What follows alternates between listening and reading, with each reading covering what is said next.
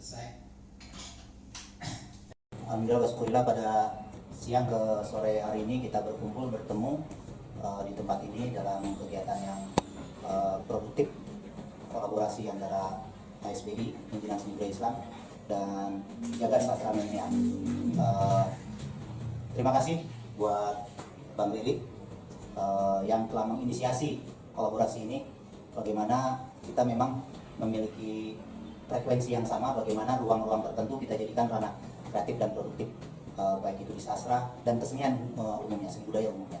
Dan terima kasih abang saya juga, Mas Ani Mustafa, di antara kesibukannya saya todong bagaimana terkait dengan perkembangan dunia film ke depan, dan ini sangat penting bagi saya. Dua narasumber kita pada diskusi siang ini antara film dan sastra dikaitkan dengan kemajuan teknologi AI ini yang saat ini sudah sangat masif bergeraknya. Ini pikir saya sangat penting. Diskusi ini jadi sangat penting, khusus buat saya, umumnya buat teman-teman. Karena apa?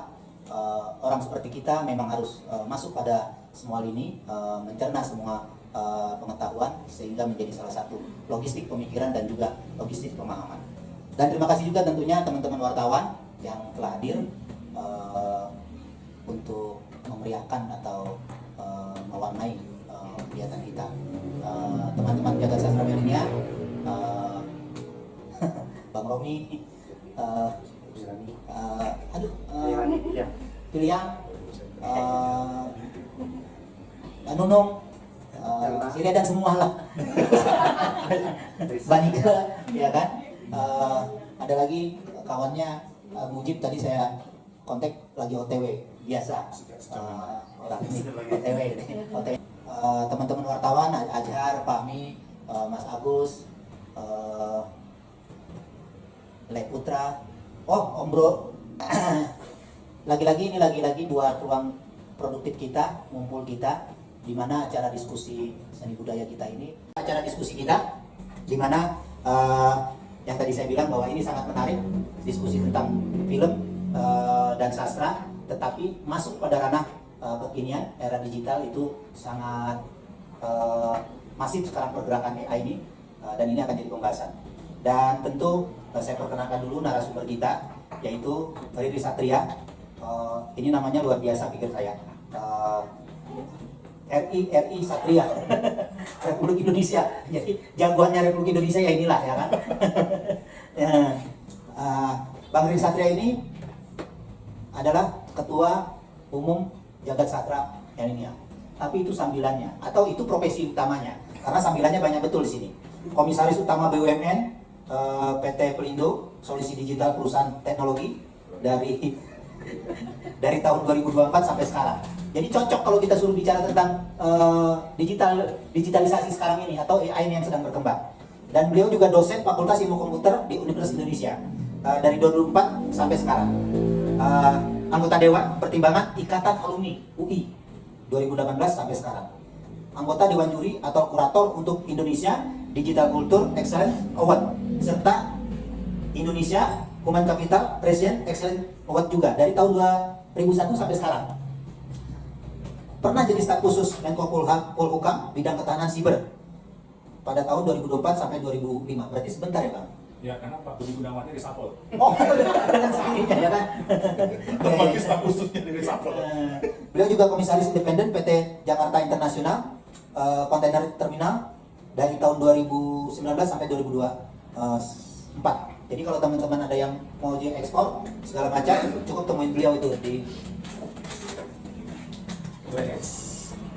Selamat datang abang saya. Silakan. Kamu silakan. Selamat datang Kang Mustafa Ismail. Ini Pak PPN. redaktur Tempo yang luar biasa, dan rekan kita juga sastrawan. Saya bacakan lagi nih, ini lagi memperkenalkan narasumber dulu, Bang. Beliau juga Ketua Umum Ikatan Alumni Fakultas Ilmu Komputer Indonesia, Universitas Indonesia dari tahun 2011-2018. Jadi sangat wajar kalau beliau juga mengabdi di alma maternya. Dan narasumber kedua kita, Ani Mustafa. Beliau ini sutradara, layar lebar, FTV, dokumenter, tapi lama di RCTI. Dari tahun berapa di RCTI, Pak? 1992 1992 sampai sampai 1998 pas reformasi 2 kan ya. oh pas reformasi. Ya. Ya 6 tahunan lah, 5-6 tahunan ya. Seperti itu. 10 tahun. Zaman TV mulai ada, beliau karena televisi swasta ada, beliau aktif di TV swasta. Dan sekarang dengan PH-nya beliau sibuk menggarap dokumenter daerah-daerah. Terakhir saya dengar sama Kapolri dokumenter di Sabang ya Pak? Iya. Iya, seperti itu. Jadi ini juga lagi-lagi juga pas kita membicarakan dengan tema film, sastra, dan perkembangan teknologi AI. Seperti itu. Dan narasumber kita ini lagi-lagi bukan kaleng-kaleng karena praktisi yang memang benar-benar mumpuni dengan latar belakang kapasitas yang tidak bisa diragukan lagi. Jadi untuk mengawalinya secara umum kita bicarakan tentang film dulu. Ya. Iya, film karena apa? Nanti dari gambaran besar film dulu, sekarang, dan ke depan dari kacamata praktis film, lalu nanti masuk pada ranah sastra dan juga AI. Demikian.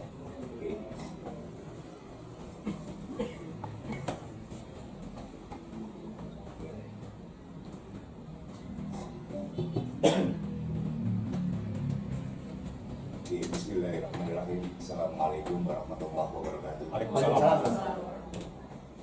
Saya salam ini biar dikira Islam aja.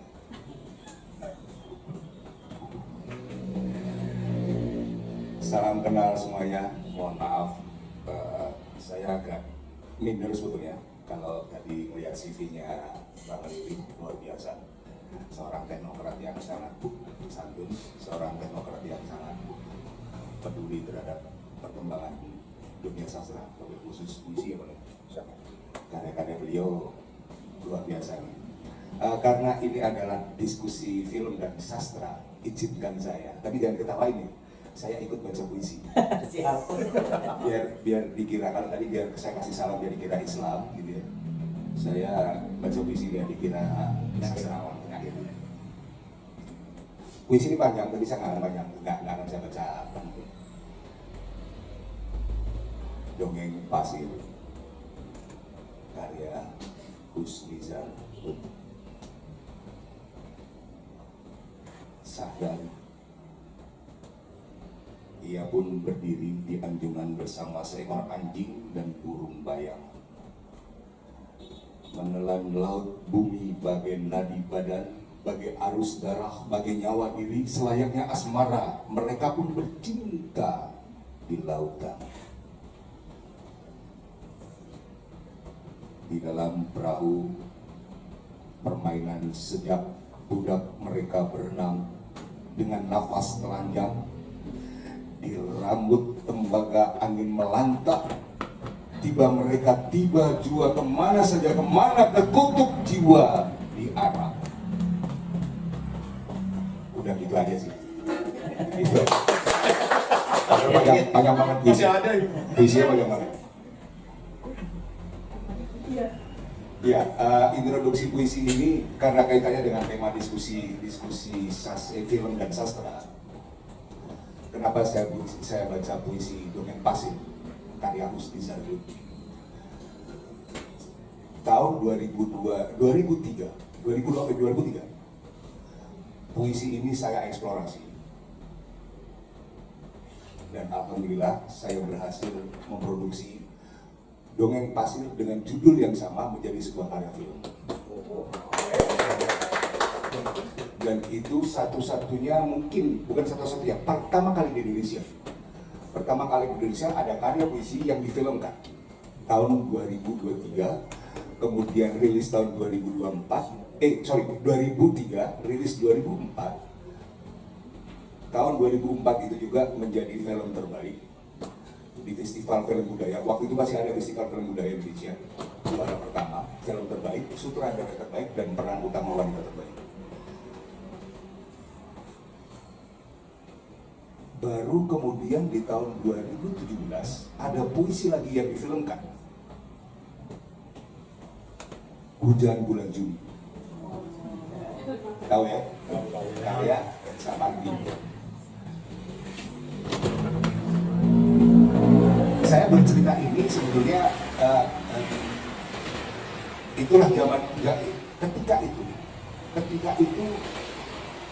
tidak ada yang berani membiayai atau memproduksi film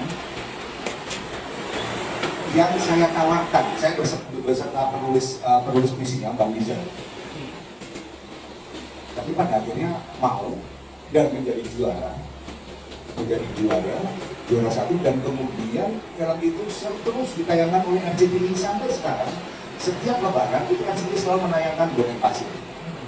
Nanti saya kirim linknya ke Gara, silakan nanti nonton bagaimana saya menginterpretasikan sebuah karya puisi menjadi sebuah karya film yang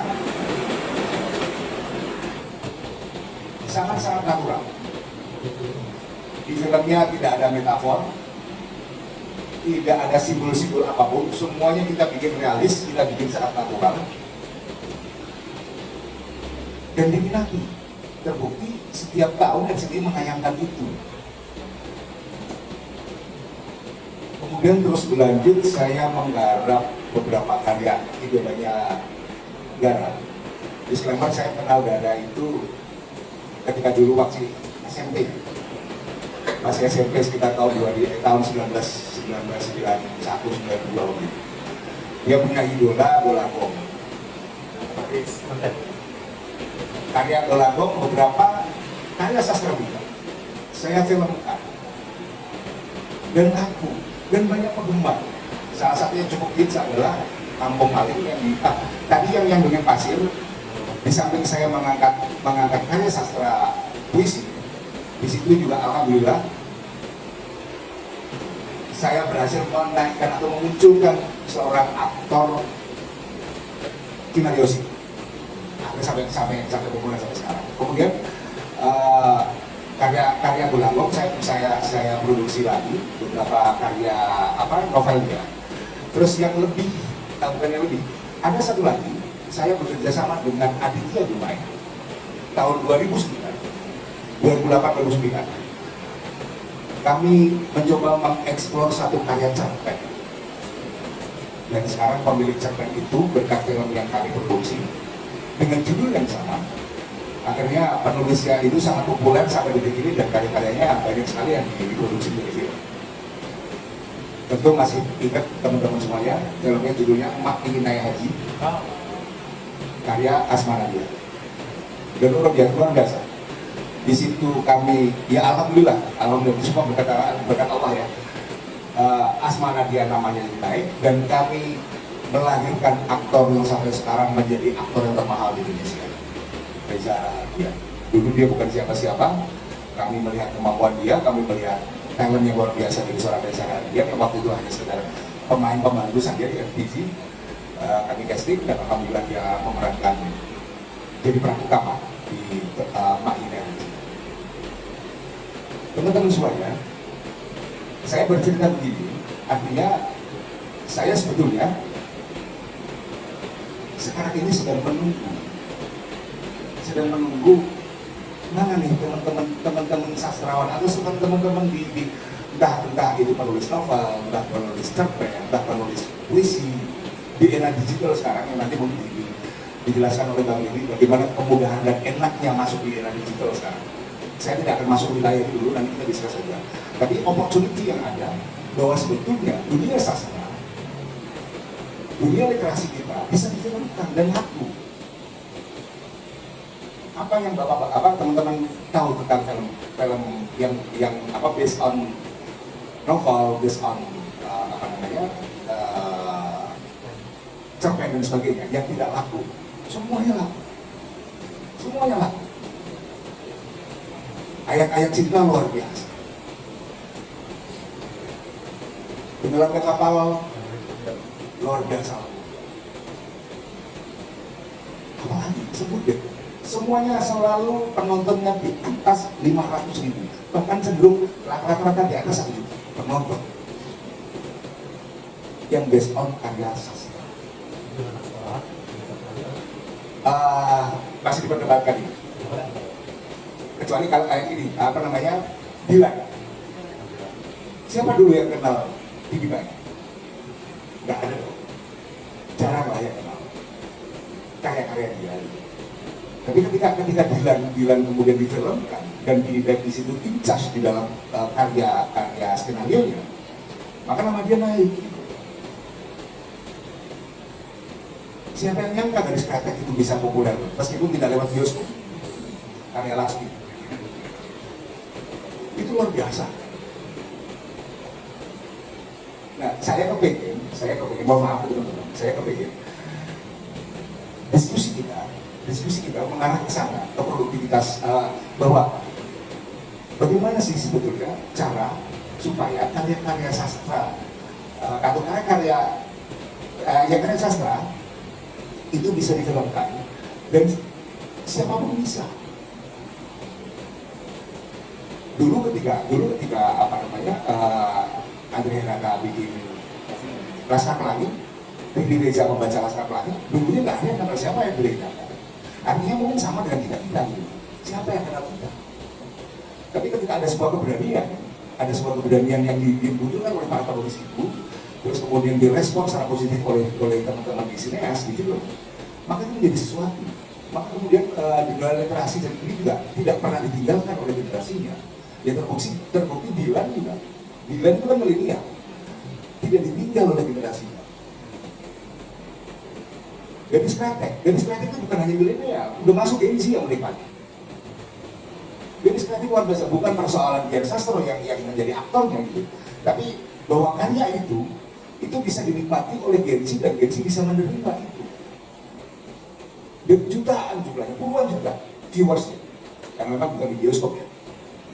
Itu satu bukti bahwa opportunity itu sangat luas, sangat besar dimiliki oleh kita para pelaku seni, wabil khusus adalah seni sastra, untuk mengembangkan atau mengepakkan sayap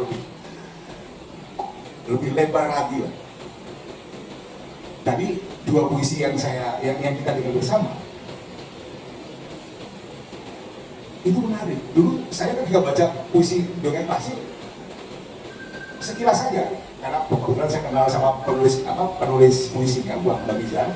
Kemudian saya coba baca lebih detail, kita eksplor, ternyata asik diinterpretasikan menjadi sebuah karya film. Sangat mungkin puisi dari masa Mbak tadi kita eksplor sama-sama, kemudian kita jadikan film. Sangat mungkin. Terus siapa mau produksi? Ya kita aja. Ketika era saya dulu, tahun 90-an gitu kan, tahun awal 2000-an, itu memang kami presentasi ke beberapa produser. Tapi era digital sekarang, kita bisa produksi sendiri dengan harga murah, equipment murah, segala sesuatunya bisa murah. Apalagi ada Tabiri yang ahli CEO. Kalau sudah bicara CEO itu kan udah di situ tempatnya duit ya. Iya kan? Kalau bicara pengajar mungkin enggak. Ketika bicara CEO, kita bicara industri dan sebagainya, itu duit gitu. Dan gak gede modal sekarang dibandingkan dulu saya produksi film. Saya produksi film memang all genre. Dari drama yang tadi Dongeng Pasir, itu film festival, sampai horor pun juga saya kerjakan. Nilainya sama.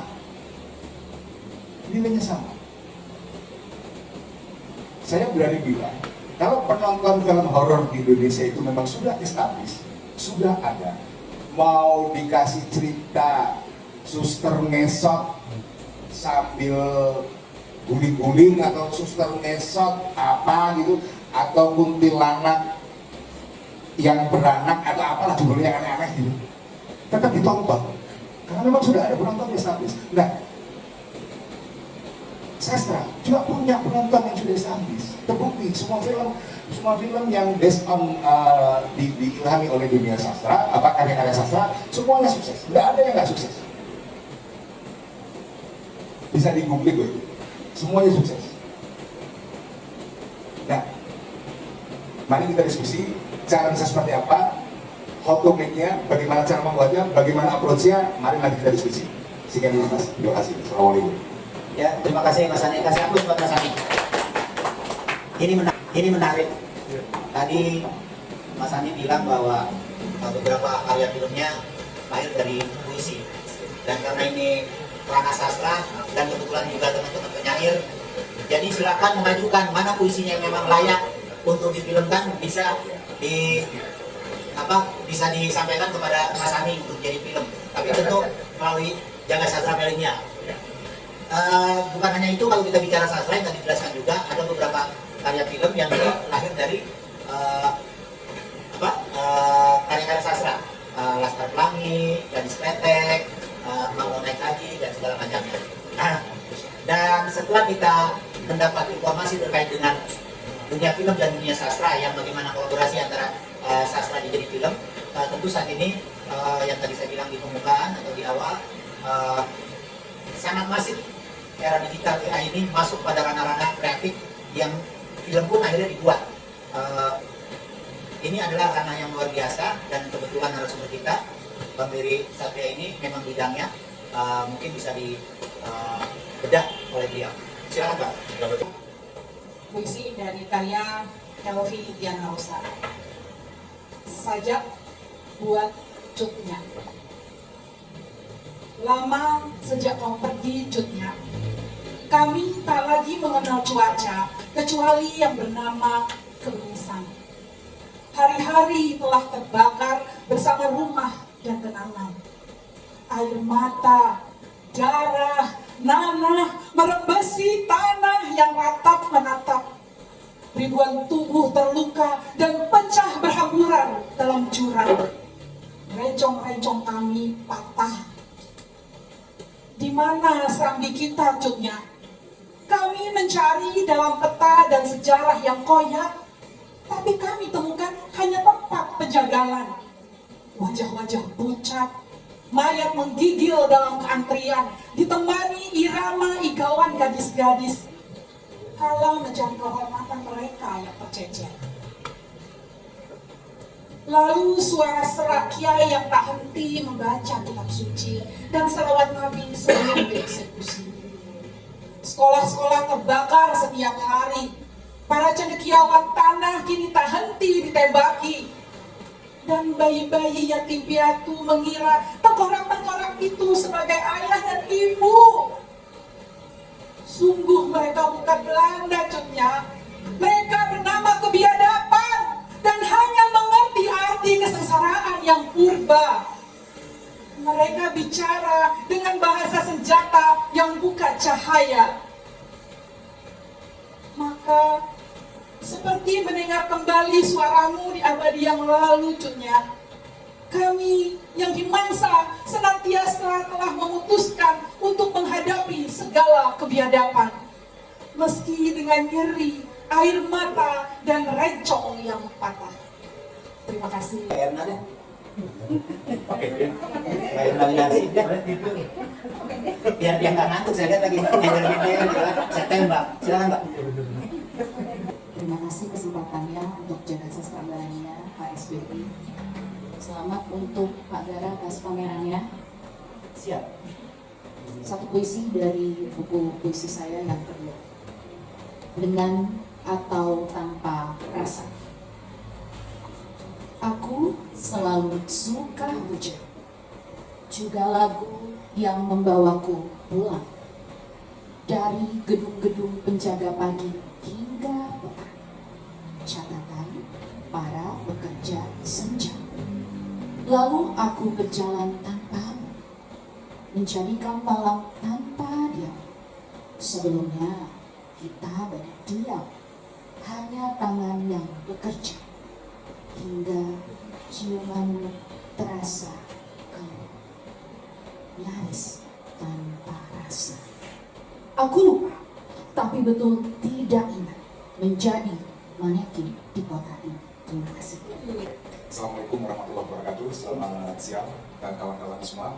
Terima kasih Bang Hara sudah mengajak saya dan teman-teman ke sini dan menyelenggarakan acara ini. Selamat juga untuk pamerannya.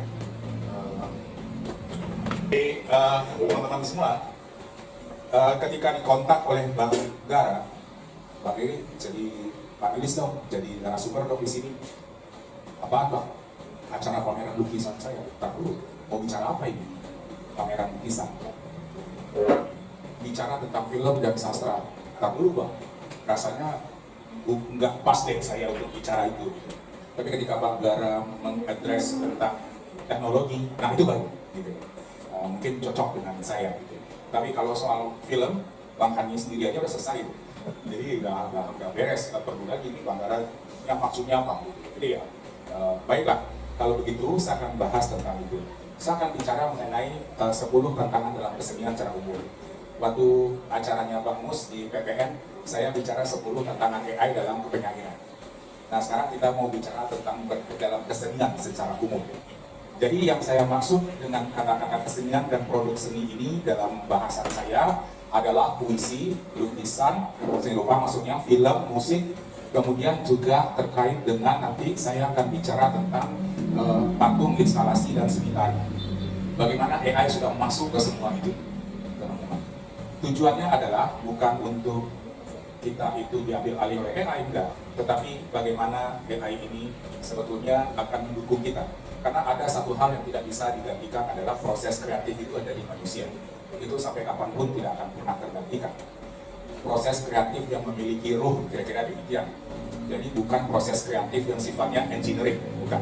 Kalau engineering itu dia kreatif secara matematik dan algoritmik, tapi tidak ada ruhnya, tidak ada rasanya di sini.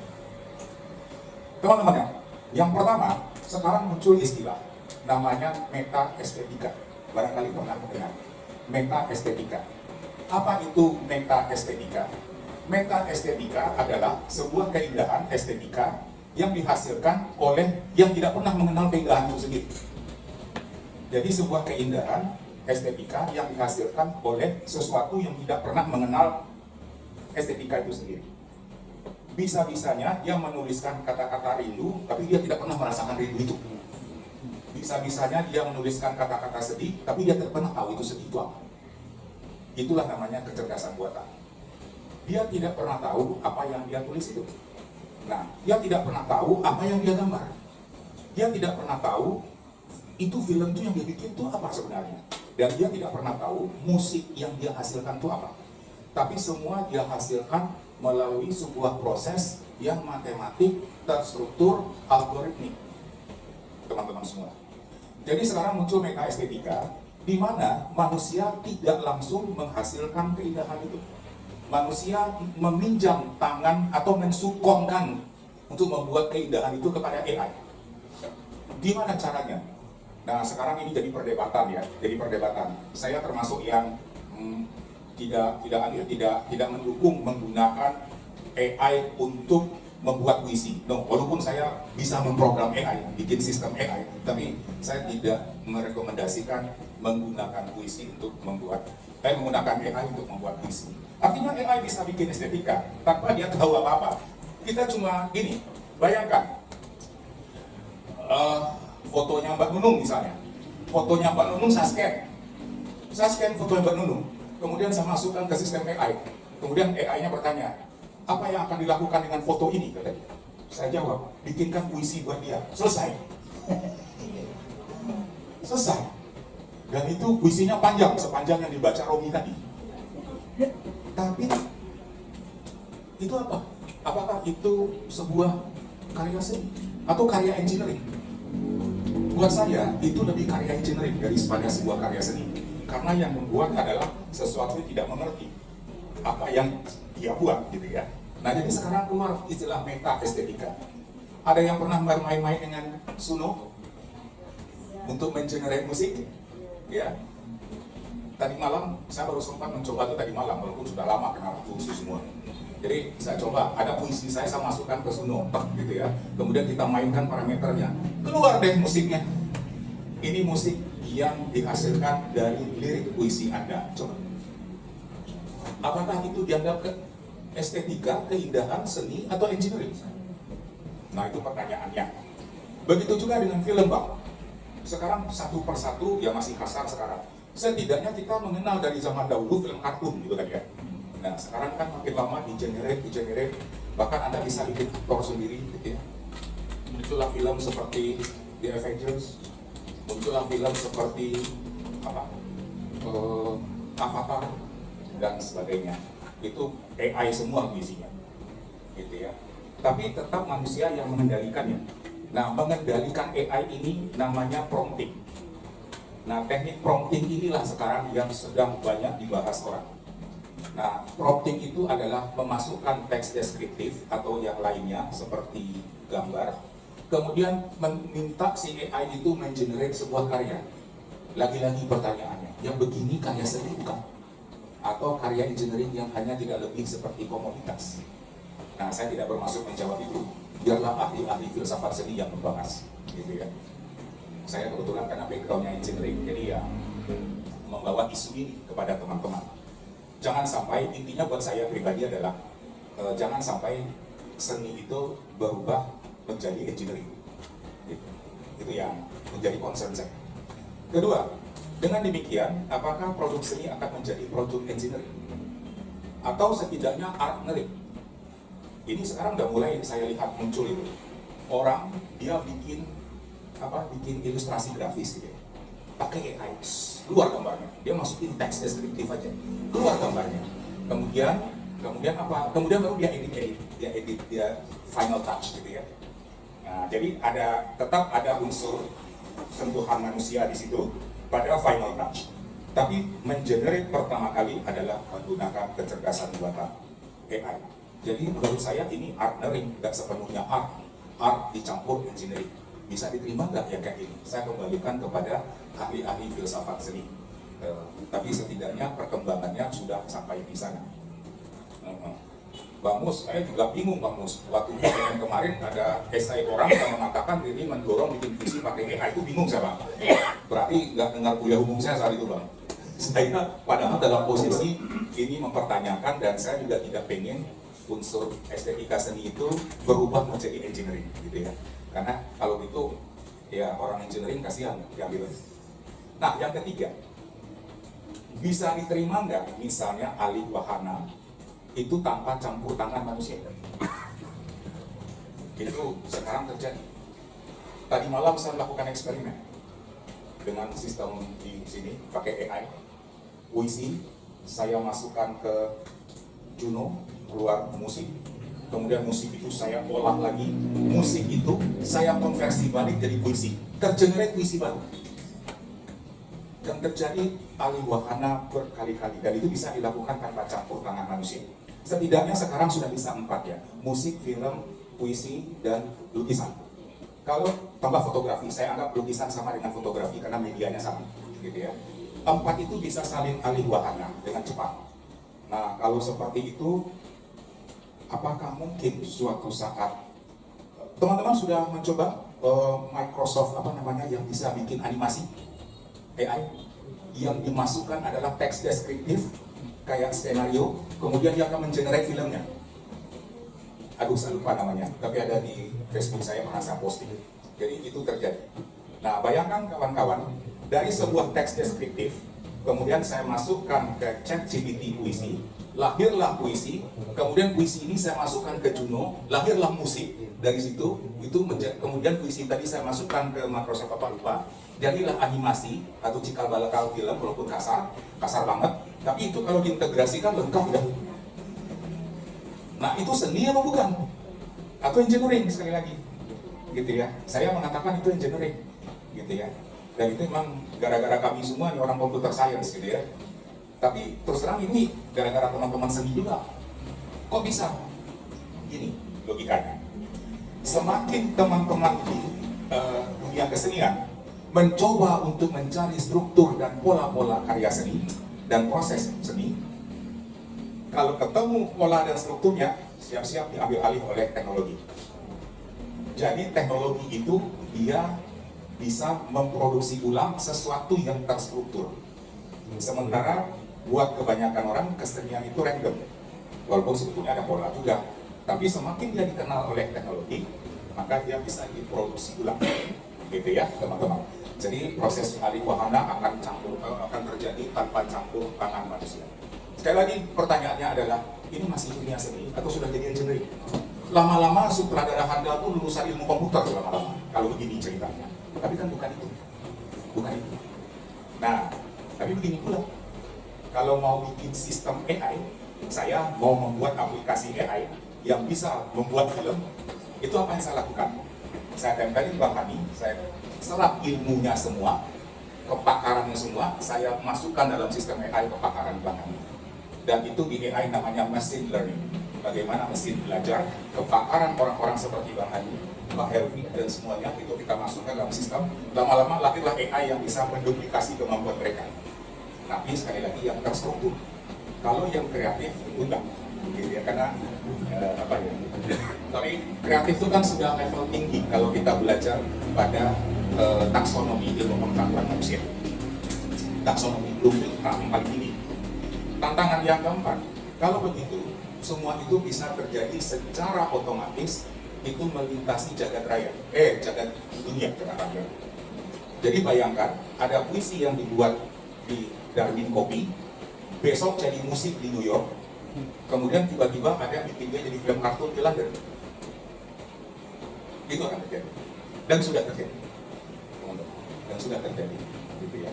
Jadi akan terjadi yang namanya universal chain of digital media. Tantangan 5, kalau itu kurator-kurator, please ya kurator-kurator belajar namanya AI detector. Jadi AI detector, kalau di dunia akademik sudah, dunia akademik yang paling terkenal itu sekarang Turnitin. Ya, Turnitin itu mencek skripsi, karya ilmiah, tesis gitu ya. Nah itu pakai Turnitin. Tapi mahasiswa di jurusan saya, program ilmu komputer bisa ngakali Turnitin, nah itu pula.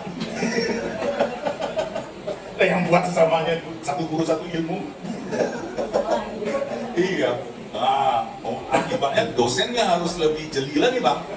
Jadi sekarang Bapak dan Ibu, kalau saya ngajar, saya dosen di Fakultas Ilmu Komputer UI, hanya kebetulan Bu S2 pasca sarjana aja. Jadi terpaksa kita mencek plagiasi atau tidak itu tidak cukup hanya dengan AI detector seperti Turnitin, tapi juga dengan ujian lisan orang-orang. Dia paham nggak yang dia buat?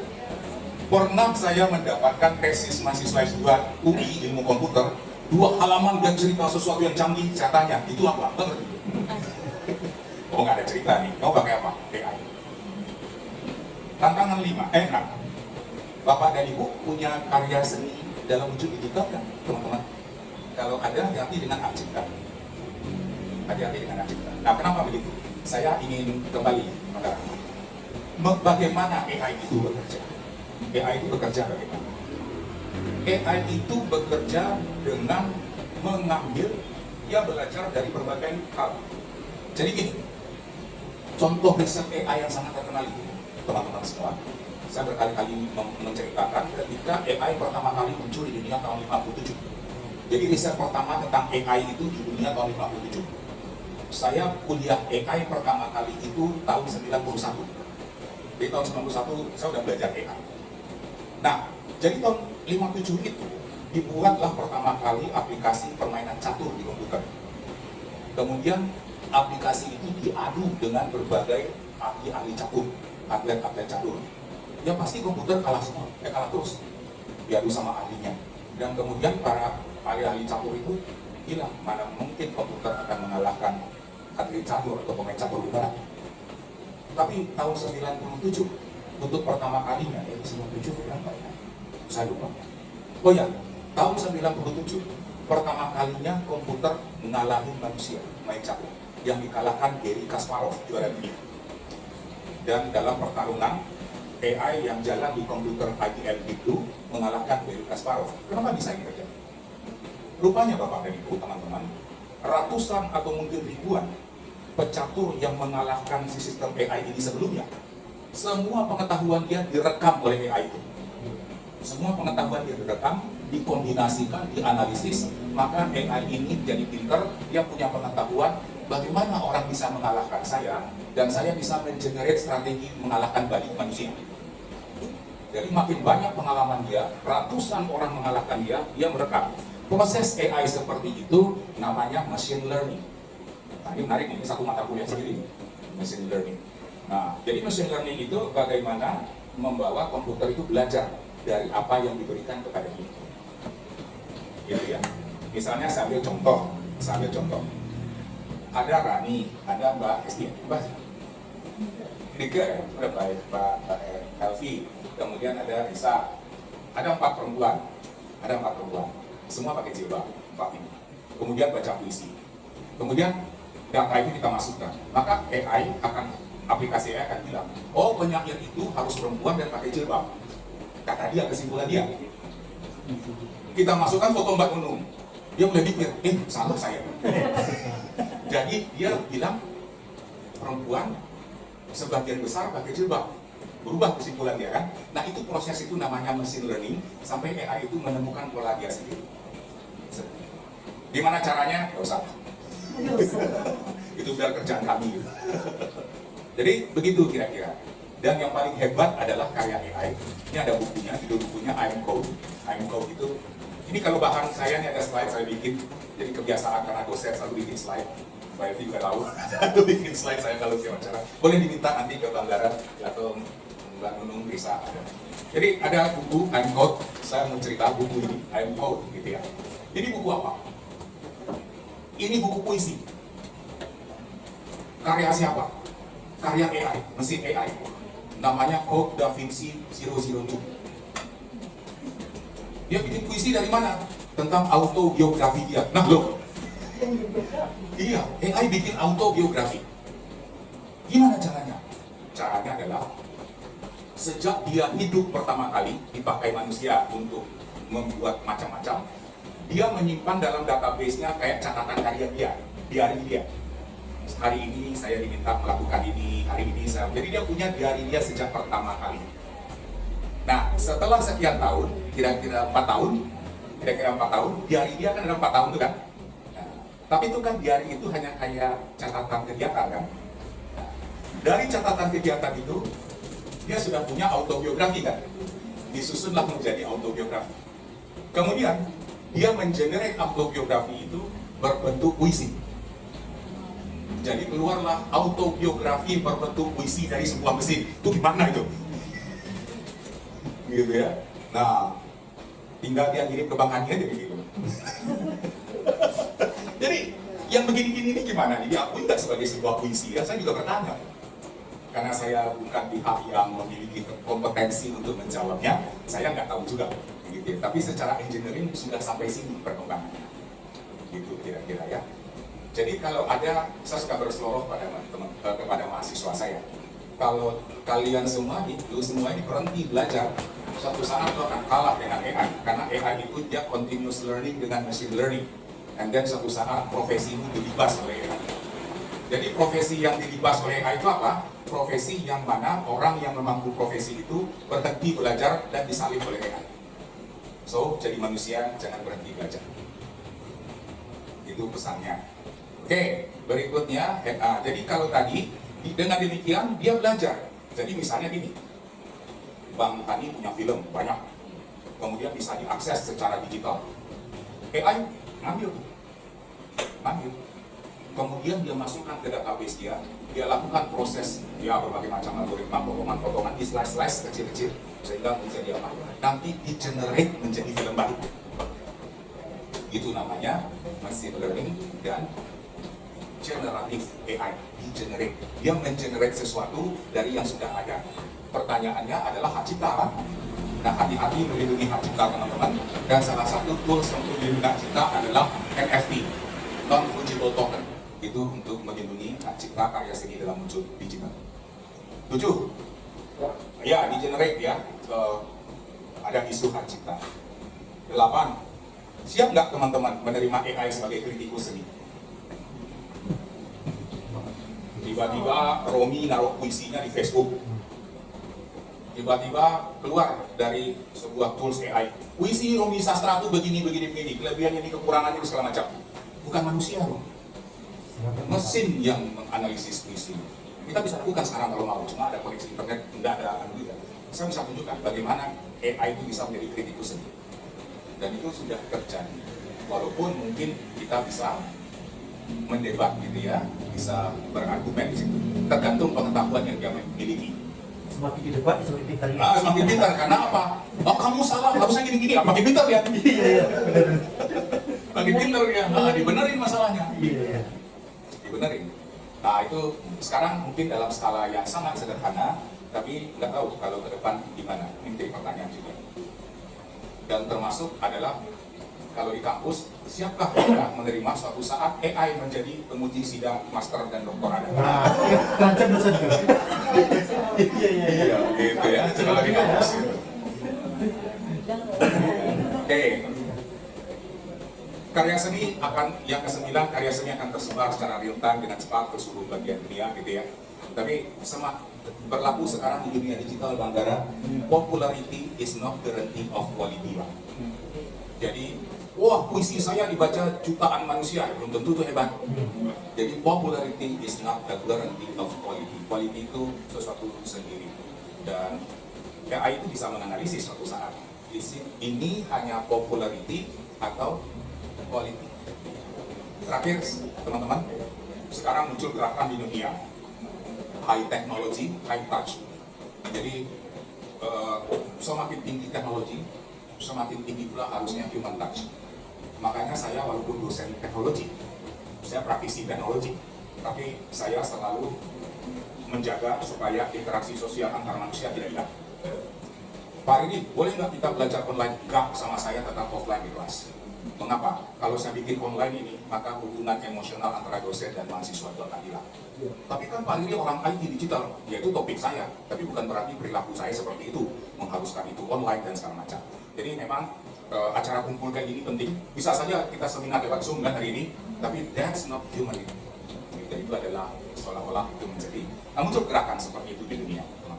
Jadi sudah ada tantangan-tantangan, saya tidak akan menjudge itu baik atau tidak, boleh atau tidak, tapi saya mengembalikan bahwa dunia sudah sampai situ.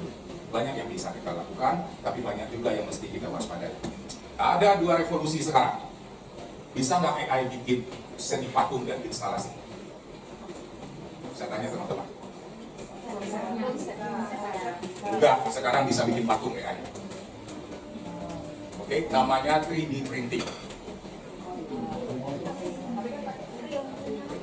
Jadi patungnya betul-betul patung real, bukan konsep, patung real, 3D printing. Jadi betul-betul jadi bentuk wujud. Belum kebayang, nanti saya bawa ke lab UI.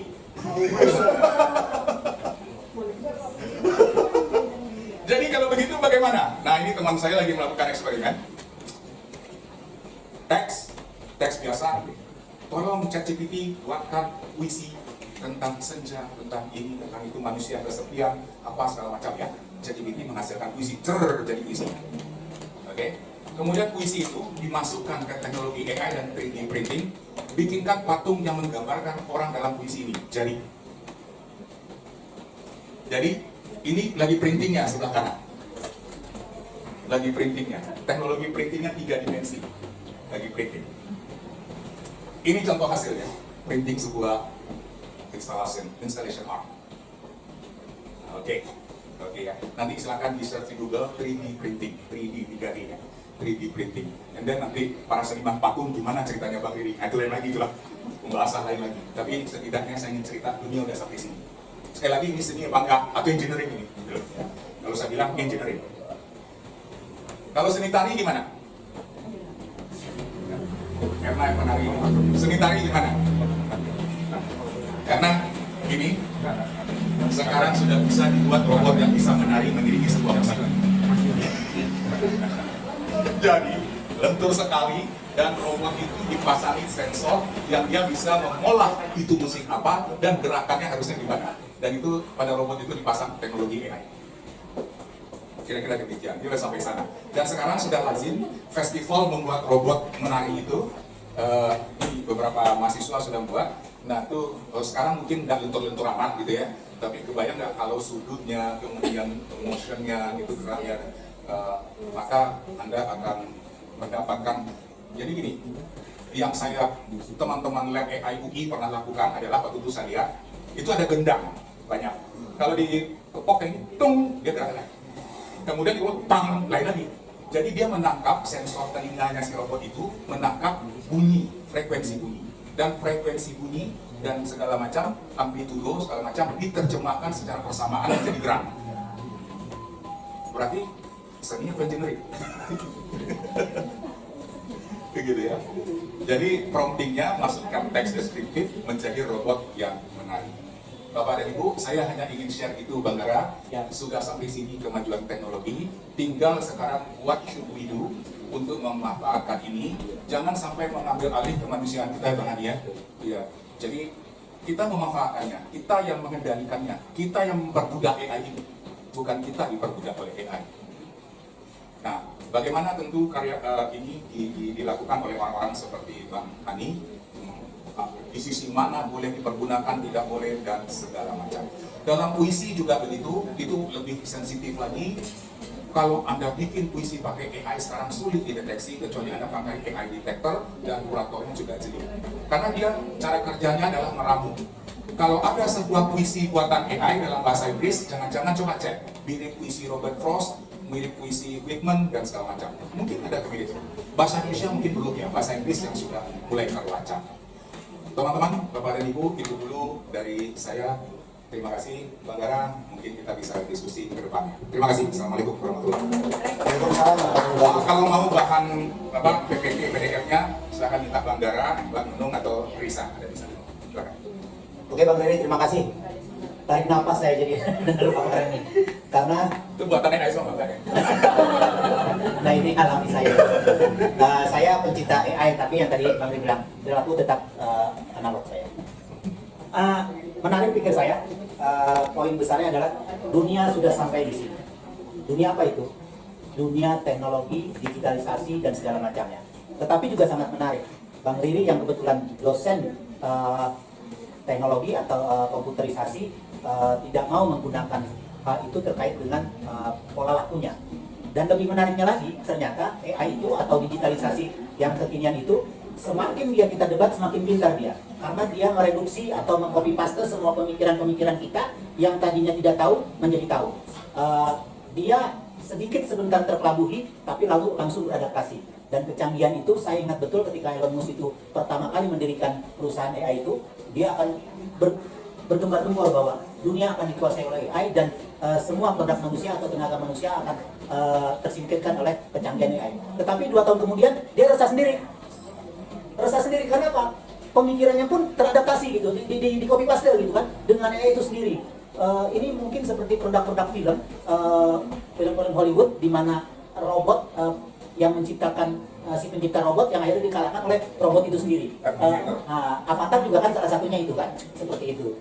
Dan ini lagi-lagi kalau tadi Mas Andi bicara terkait dengan karya sastra diadaptasi menjadi karya film, kebetulan nih ada Mbak Elvidiana Rosa yang baru datang, selamat datang Mbak, ya kan, di HSBI beliau adalah ketua bidang sastra, seperti itu. Jadi terima kasih atas kehadirannya karena ini hajatan HSBI kolaborasi dengan Jagat Sastra Milenia. Dan Bang Mus juga selamat datang, tadi saya belum menyempatkan datang karena ketika jalan, ketika kegiatan jalan, Bang Mus sempat datang ya, seperti itu. Jadi lagi-lagi ini bukan keresahan pikir saya, tapi sebuah PR besar buat kita para pelaku kreatif lah, para pelaku sastra, seni, film, dan segala macamnya. Karena menurut Bang Riri, musik, film, sastra, lukisan, atau fotografi itu bisa diproduksi oleh teknologi yang mungkin kemiripannya ya tidak bisa 100%, tapi mungkin 99% ya Bang Riri ya. Apakah itu bisa seperti itu?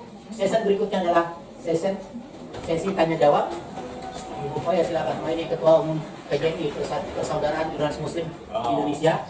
Ini Ketua Umumnya Bang Riri yang wartawan Muslim ini, ya. Dan beliau juga Sekretaris Bidang Sastra HSBI. Jadi terima kasih Pak Sekretaris. Ketua Umumnya hadir, Sekretarisnya hadir, bendaharanya nggak hadir, nggak aman kita ini. Tapi aman, semua sudah tersedia kayak gitu. Yang gawat bendahara JSN yang hadir. Berarti aman udah. Bendahara keren. Oh ya benar juga. Solo. Baik, HSBI terbantukan. Ya terima kasih Kir sayang. Ini lagi-lagi bagaimana tadi di sesi pertama Mas Hani menceritakan terkait dengan karya sastra diadaptasi menjadi karya film. Beberapa tadi yang produksi Mas Hani telah dicontohkan. Kebetulan juga beberapa buku Pak Elvi udah banyak karya sastra yang difilmkan. Kayak ketika Mas Gaga pergi, ini juga baru ini ya, Gaza ya. Gaza yang lagi tayang. Bahkan Mbak Elvi baru pulang dari Malaysia, promo di sana ya Mbak Elvi ya. Ini juga adaptasi dari karya sastra juga Mbak Elvi. Ya, jadi karya sastra lagi-lagi bagaimana beradaptasi dengan film, tapi bukan terganggu ya, terusik dengan hadirnya AI. Karena saya juga banyak melihat nih di medsos, bagaimana tahu-tahu si A bisa masuk ke eranya berdirinya Majapahit, ya kan? Ada di, ada di pasar gitu kan, yang lebih, saya jadi merinding. Yang bikin novelnya ini. Mereka masuk ke zaman Rasulullah, bertemu dengan para sahabat, lagi musyawarah terkait menghalau terkait dengan kaum Quraisy yang begini begitu segala macam. Jadi pikir, alamak, ini macam mana kayak gini? Jadi ya. iya gitu kan. Tapi agak sedikit terhibur kita ketika Bang Rino bilang kita jangan berhenti belajar. Karena kalau kita berhenti belajar selesai udah. Karena udah tercover semua dengan AI. Nah itulah pikir saya topik diskusi kita hari ini, dan tentu tidak akan puas orang seperti kita terkait dengan perkembangan digitalisasi atau AI yang saat ini sangat bukan mengkhawatirkan, harap-harap cemas. Dan saya izin bikin pengakuan. Ini mungkin dosa saya sebagai sastrawan atau penulis. 2 tahun lalu ada politisi datengin saya, Bang, bisa bikinin konsep saya terkait dengan janji politik saya. Berapa item? Ya pokoknya sosial, politik, budaya, segala macam. Oke, berapa Bang? Ada anggaran berapa? Sekian. Mohon maaf, ini pengakuan dosa saya. Boleh curiga. Ini kebaikan ya. Saya lakukan, habis sholat subuh saya bekerja sesuai dengan toh yang di ini ya, catatan ini. Jam 9 saya koreksi, editorin. Jam 10 tukang layout saya suruh layout. Jam 1 selesai. Jam 4 masuk cetakan. Besok udah sampai. Kaget. Oh nggak salah saya. Bang Gara memang penulis luar biasa. Tapi itu cuma janji politik. Deskripsinya sangat jelas. Oh tentang agama apa sih yang dinyanyi? Tapi nggak murni ya. Saya tetap masukin pemikiran. Oh tentang pendidikan apa? Ini pengakuan dosa saya. Yang belum pernah saya sampaikan di forum mana? Seperti itu. Karena ini karena memang ini temanya digital, dan itu tidak mengelabui saya karena itu bukan produk sastra, bukan produk ini. Itu janji politik. Ya seorang politisi harus saya paksa ngurus politik juga, seperti itu dengan itu. Jadi staf ahlinya juga belum paham. Seperti itu 2 tahun lalu. Demikian pikir saya, dan sesi pertama dibuka. Ini ada Firman juga nih, sutradara orang film juga, ya kan? Iya. Selamat datang Om Firman. Beliau ini sutradara, pernah memenangkan festival film pendek Dewan Kesenian Kabupaten Bogor, dan karyanya juga sempat di juara pertama ya waktu itu ya? Ya dari puisi juga. Oh ya dari puisi juga? Dari puisi Sihar kalau nggak saya? Ya. Nah dari puisi Sihar Ramses Simatupang, judulnya Larung, dan film itu setelah masuk juara pertama di festival film pendek Dewan Kesenian Kabupaten Bogor, diapresiasi oleh Jerman ya? Iya, Jerman. Jerman masuk berapa besar? Oke, lagi-lagi dari karya sastra. Seperti itu. Dan selamat datang Om Jerman. Dan saya pikir kegelisahan terkait dengan ruang kreatif yang ada di kepala kita dengan hadirnya AI harus terpecahkan saat ini, karena ini harus menjadi semacam apa ya, harus jadi pemantik bagaimana kita para pelaku sastra, para kreator atau para orang-orang kreatif jangan terganggu oleh AI, tapi bisa manfaatkan AI. Tadi pengakuan dosa saya, mudah-mudahan tidak terus-terusan seperti, tapi enggak, insya Allah karya sastra saya murni, itu hanya kepentingan politik saja. Ayo, salam budaya. Salam budaya. Halo Bang. Salam budaya. Kalau gini. Oh gini. Ya. Oke. Di dada. Salam budaya. Literasi. Oh, literasi. Salam literasi. Oke. Sebagai penyair juga, sebagai sastrawan juga, dan jurnalis juga. Dan selanjutnya kita sesi tanya jawab terkait dengan film, sastra, dan kemajuan teknologi kekinian. Oke, sesi pertama. Nah ini Firman, ya siap. Jangan sampai keterlibatan diganggu oleh Assalamualaikum. Selamat sore. Saya sangat menarik tentang film dan sastra dan juga AI yang berdasarkan pengalaman saya tentang waktu AI, bagaimana AI tidak bisa mewakili kehalusan rasa. sehingga dia masuk kepada bentuk engineering yang seperti Pak Dede bilang. Nah, tahun 2024 kami membuat pameran tentang paradok, dan itu ada di Pusat Nasional, dan sangat menarik bahwa kita sebetulnya memang kembali lagi kepada tahun 57 bagaimana AI di riset, dan kita juga akhirnya melihat bahwa ini ada gejala paradok dengan bagaimana manusia siap nggak dengan adanya teknologi ini. Nah, itu yang saya coba bicarakan tentang AI.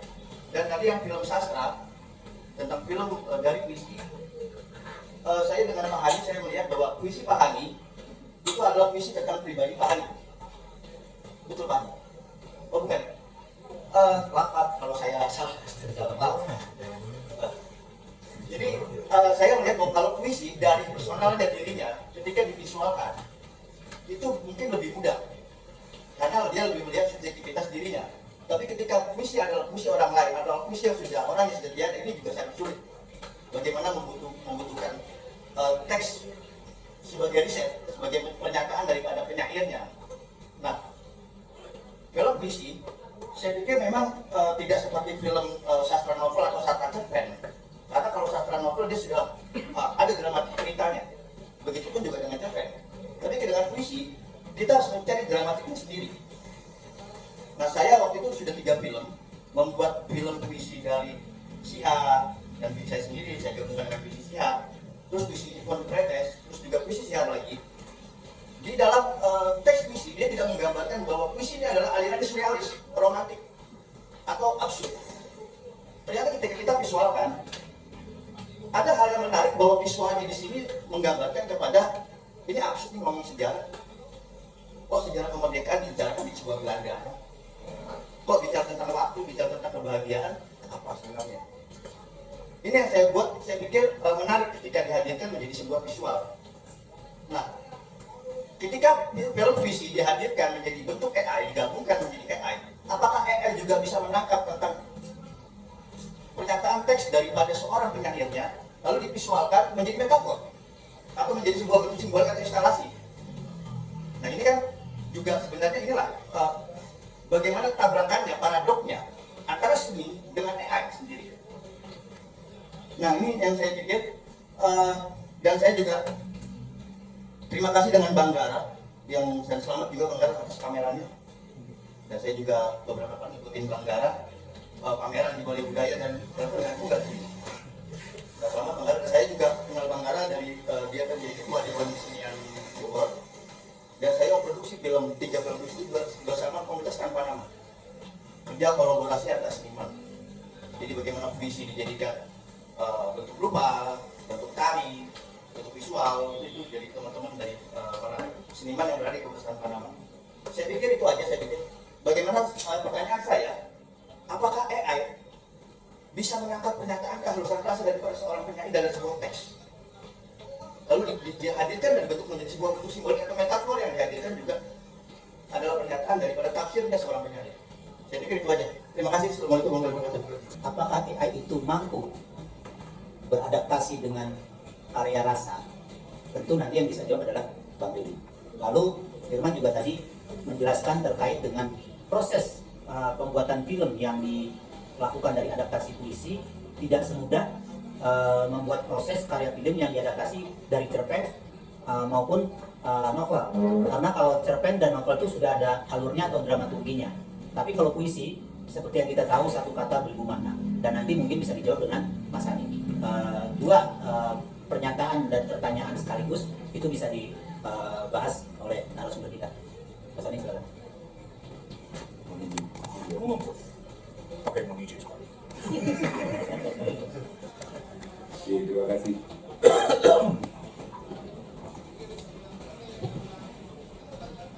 Terima kasih Mas Firman ya. Mas Firman bikin film adaptasi dari puisi itu berapa Mas? Mas Firman bikin karya film pendek ya, yang adaptasi dari puisi ada 3 tadi itu tahun berapa ya Mas? 2021. Sejak Covid. 2000. Oke, yang penting ada 3 ya, 2021 ke sini ya? Iya, 2020 dan 2021. Boleh nanti saya, kalau diizinkan saya bisa minta linknya atau apa, saya pengen nonton ya? Oke. proses produksi karya film saya, Dongeng Pasir. Dongeng Pasir itu karya puisi dari Husni Zarhud. Husni Zarhud adalah seorang penyair dari Kepulauan Riau. Beliau sangat konsisten sampai detik ini berkarya di puisi. Dan ketika tahun 2003,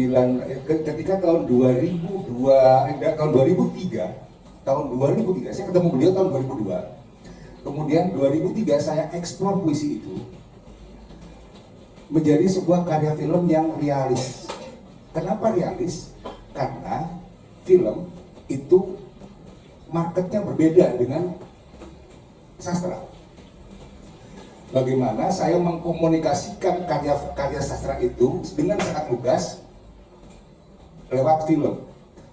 Puisi Dongeng Pasir sendiri sebetulnya ceritanya bercerita tentang kerusakan ekosistem yang terjadi di Kepulauan Riau. Pada era pemerintahan Megawati waktu itu terjadi pengerukan pasir besar-besaran untuk membuat daratan, dijual ke Singapura untuk bikin daratan. Dan pada saat yang sama banyak sekali nelayan yang hilang. Hilangnya karena apa? Karena mesin kapal penyedot pengeruk pasir itu jalan. Ketika berjalan ada nelayan yang sedang melaut dan sebagainya, itu kesedot air dan tidak terdeteksi. Kesedot jadi satu dengan pasir, dikirim ke Singapura, jadi daratan. Jadi dimakamkan di sana sekalian, tapi tidak pernah tahu. Nah, puisi itu sangat sensitif saat itu. Tapi ketika saya filmkan dengan tematik yang sama, kerusakan ekosistem di Kepulauan Riau, buktinya tayang. Tergantung Mas Firman, ya, menginterpretasi. Di film itu kan enaknya kita bebas menginterpretasikan karya apapun dalam bentuk apapun di film. Apakah dari puisi dari ke bentuk komedi situasi, menjadi romance, menjadi horor barangkali gitu, bebas. Dan saya salut Mas Firman, luar biasa. Anda sudah 3 film pendek ya, 3 film pendek di tahun 2021. Teruslah berkembang, teruslah mengeksplor itu. Tidak ada kata yang susah dalam menerjemahkan atau menginterpretasikan karya sastra, apapun itu. Apapun itu. Ketika saya sama Aditya Kumai menginterpretasikan karyanya Mbak Asma Nadia waktu itu, Emak Ingin Naik Haji, hanya cerpen, lebih panjang sedikit ya dari puisi. Itu juga sangat nikmat. Karena apa? Karena kami sadar betul bahwa di dunia film kita bebas menginterpretasikan dalam bentuk apapun, dengan gaya apapun, dengan gaya bertutur apapun. Dan ini mungkin ya, ini jadi challenge buat teman-teman semuanya yang selama ini bergelut di bidang sastra, ya. Kaitannya dengan AI, jangan pernah takut dengan AI, jangan pernah takut. Bang Riri tadi mencoba mengilustrasikan ya, ini kondisinya sekarang seperti ini. Tentunya kalau yang segenerasi saya mungkin masih ingat ya, dulu kita punya telepon di rumah, hadirnya handphone seperti itu, kaget kita semuanya. Dari pager ke handphone, akhirnya pada akhirnya kita terbiasa kan? Kita hilangkan tuh telepon, kita tidak peduli dengan telepon umum, toh kita tetap pasti bisa berkarya lewat handphone, lewat apapun, berkomunikasi dengan bebas. Dulu kita tidak pernah mengenal yang namanya dari handphone, kita tidak pernah menyangka akan ada video call. Pada akhirnya kita terbiasa. Pada akhirnya kita juga bisa mengenal Zoom lewat video call. Pada akhirnya kita juga bisa menikmati karya seni lewat video call. Ya. Ini hanya sekejap saja. Jangan pernah kita takuti AI. Jangan kita tinggalkan AI. Jangan pernah kita anti AI. Mari kita setubui AI. Sama ketika kita menyetubui handphone. Suka tidak suka, senang tidak senang, harus kita akui film yang penontonnya lebih dari 10 juta di Indonesia dan pecah rekor adalah karya AI. Jumbo. Sutradaranya sineas, sutradaranya sekolah film enggak, sutradaranya sekolahnya sama seperti Mas Diri. Wah, sekolah di Amerika dia, sekolah komputer. Sastra mesin berarti ya. Sorry. Harusnya datang nih Boy Farla kawan saya juga, dia yang produserin Jumbo. Nah. Kayak gitu. Tapi nggak datang jam 5 ini tadi. Tadi terlambat Bang Riri. Salam Bang Riri gitu. Makasih. Artinya justru saya sekarang menantang Mas Riri. Sore ini Mas Riri. Saya nggak tantang Mas Riri. Kalau teman saya Rian aja bisa bikin film Jumbo, Mas Riri yang jago teknologi, jago AI, yuk kita tantang yuk bikin film sastra. Lewat Jackson ya. Loh iya dong. Dan HSPI ya. Iya dong. Iya dong. Nambahin gelap jadi semakin. Kenapa enggak? Kan masih bisa. Ini ide kreatif banget ini. Iya benar. Jumbo ntar lawannya Mini. Oke, dari saya sebentar itu silakan dilanjut. Makasih Pak. Oke, Pak Tri, lanjut. Makasih. Menarik juga nih untuk pensiun kalau enggak ada. Baik, begini Mas Firman. Pertama, kalau urusan perasaan sudah pasti mesin tidak punya. Kalau ditanya apakah bisa menginterpretasikan, sudah pasti tidak kalau urusan perasaan. Jadi mesin. Walaupun Mas Firman, sekarang ada aplikasi AI untuk pacar virtual. Jadi bagi Anda yang memang habis jomblo, putus pacar, nggak ada yang mau, jadi caranya gini. Itu problemnya jadi Jadi di sini ada aplikasi, tapi sekarang masih dalam proses riset ya, belum dirilis. Gitu ya. Jadi dia itu bisa menjadi pacar virtual, Mas. Jadi tiba-tiba kalau Anda install di sini, Mas, pagi-pagi jam 6 dia kirim ada message. Selamat pagi sayang, apa kabar pagi ini? Muncul, sudah makan belum? Kemudian Anda tidak jawab-jawab gitu ya, Mas. Berapa 1 jam itu? Kamu kemana aja sayang, kok pesanku tidak dibalas? Dia gitu. sensi dia ya. Nah, gua ikut desainernya. Nah jadi begini ya. Walaupun seperti itu, semua itu mesin. Iya, dia nggak bisa berempati, tapi dia tahu. Jadi dia pakai algoritma.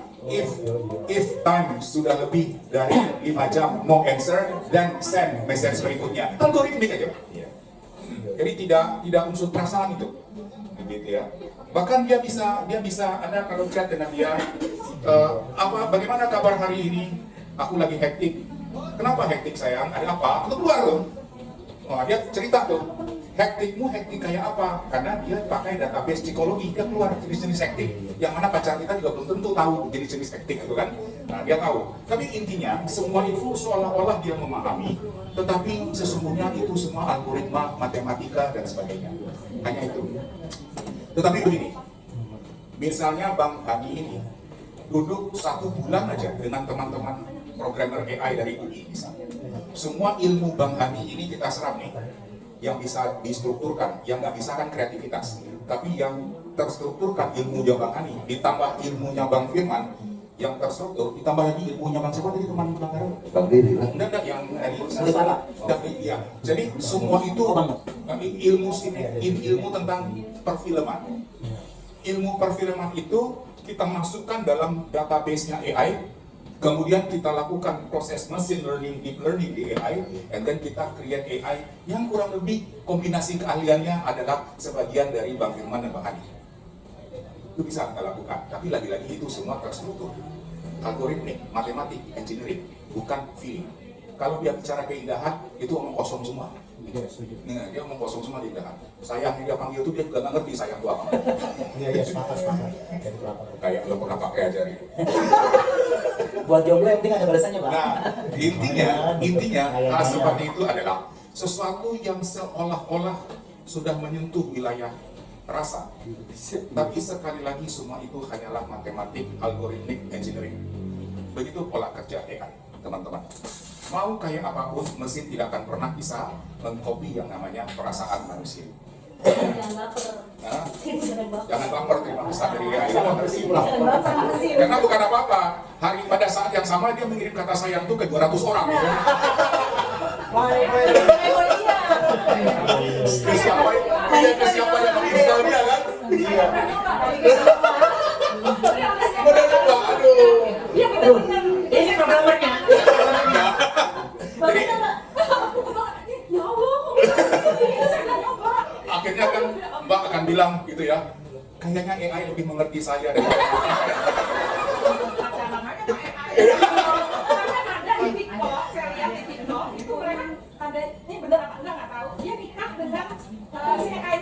itu udah rada-rada itu udah rada konslet. Itu yang lebih lebih dia gitu. Ya lanjut Bang Doni. Jadi itu memang sudah ada. Jadi sekali lagi Bang Firman, menjawab pertanyaan Bang Firman, bisa nggak AI sampai melakukan metafora? Kalaupun dia bisa melakukan, Bang, bukan karena dia punya rasa, tapi itu karena pengetahuan orang-orang seperti Bang Firman, Bang Hani, dan siapapun yang jago metafora sudah kita install dan programkan ke situ. Itu. Nah, kalau kebetulan yang kita install di sana pengetahuan Bang Hani dan Bang Firman, mungkin masih 2 orang. Tapi bayangkan kalau kita install itu sudah sekitar 20 orang seperti Abang berdua yang memang jago di dunia perfilman. Maka pengetahuan dia merupakan kombinasi dari 20 orang itu. Nah, tapi lagi-lagi itu adalah engineering. Lagi-lagi engineering. Selagi dia engineering, ada satu yang tidak dia miliki. Discovery. Discovery untuk hal-hal baru. Itulah hebatnya manusia. Jadi sekali lagi teman-teman, jangan pernah takut karena AI itu tidak akan pernah tahu sesuatu yang belum ada dalam database-nya. Ya, sesuatu yang belum ada dalam database-nya. Tapi manusia, sesuatu yang belum kita ketahui, kita bisa melakukan discovery, pengamatan di alam, dan kemudian kita bisa mempelajari sesuatu yang baru. Itu yang mahal dari manusia. Maka bagi teman-teman yang beragama Islam pasti tahu sebuah quote dari Imam Syafi'i yang mengatakan bahwa jika kamu tidak sanggup merasakan pedihnya belajar, maka tanggunglah pedihnya kebodohan. Dan suatu saat akan ada. Nih, saya tambahin di belakang. Suatu saat akan ada mesin yang lebih pintar dari itu. Gitu. Jadi betul yang namanya belajar lifelong learning itu, kita jadi paham kenapa itu diperintahkan di agama, karena supaya nggak kalah sama mesin. Tidak kalah dengan mesin. Jadi sekali lagi memang dia bisa diprogram soal-soal itu, tapi lagi-lagi semua itu adalah engineering. Dan kita human, kita manusia itu jauh lebih baik, terutama the knowledge of knowing. Bagaimana manusia itu melakukan discovery untuk hal-hal baru. AI cannot do that, kecuali dia diprogram untuk itu. Terima kasih Pak. Oke, ada satu sesi lagi karena jadwal kita dari 15.30 ini udah 15.58. Satu sesi pertanyaan lagi satu. Ayo, Pak Nika Ardilan. Jadi pernah kencan sama AI, Pak?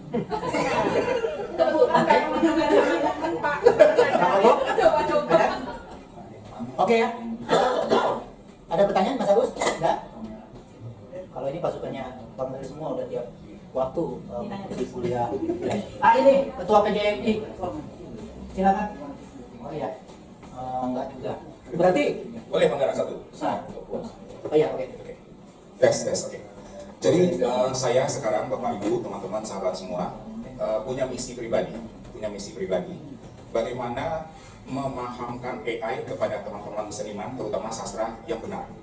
Banyak sekali pemahaman yang tidak tepat tentang AI. Jadi pemahaman yang tidak tepat itu menimbulkan interpretasi yang tidak tepat, akhirnya menimbulkan analisis yang aneh-aneh. Karena tidak mengerti AI-nya kayak apa. Hal simpel saya sudah lakukan dengan teman-teman jagat sastra milenial. Waktu itu meminjam ruangan di Dewan Kesenian Jakarta di lantai 14 di TIM. Kita ada sekitar berapa itu, 40-an, 50-an penyair ngumpul.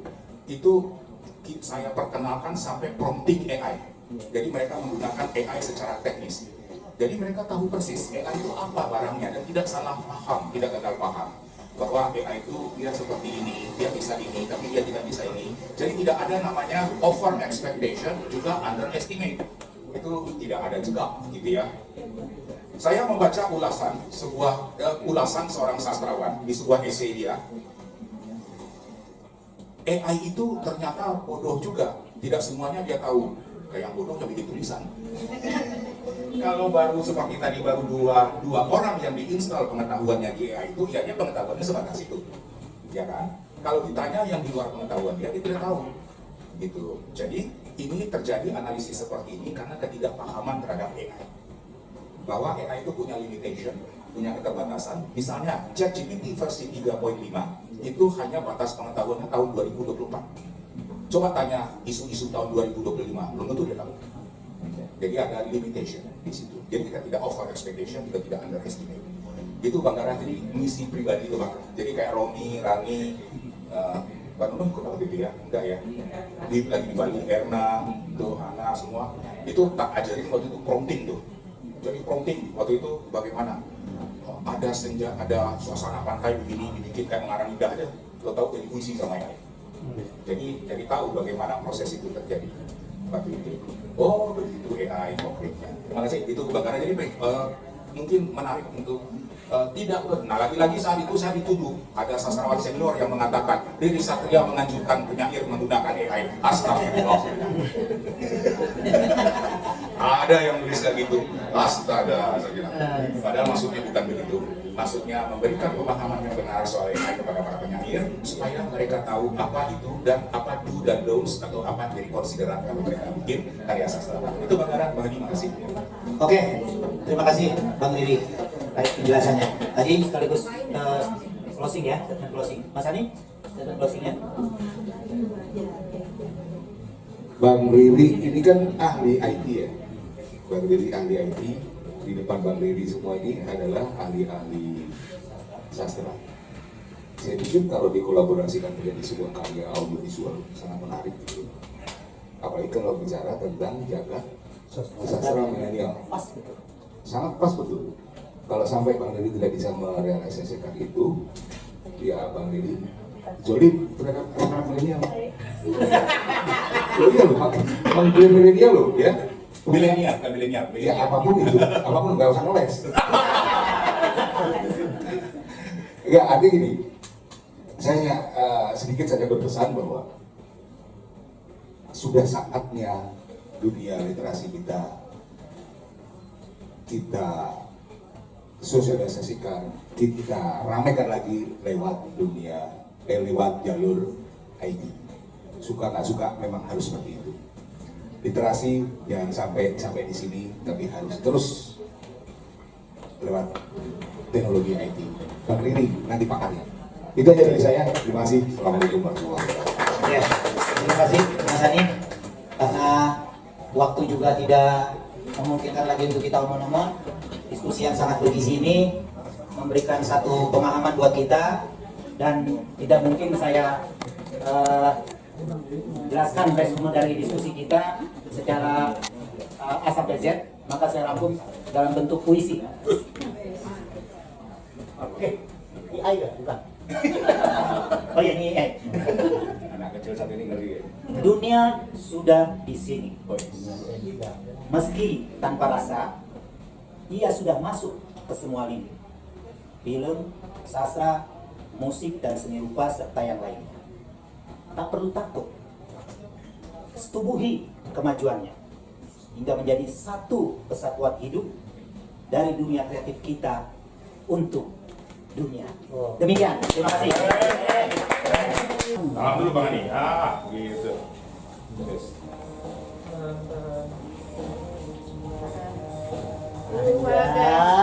Senyum. Pakai musik soalnya lagi. Oke. Jadi orang.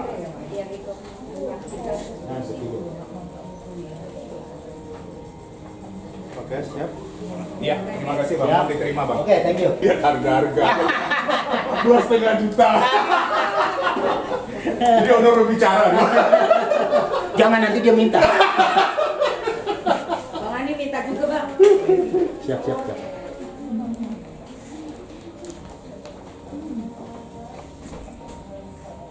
Oke.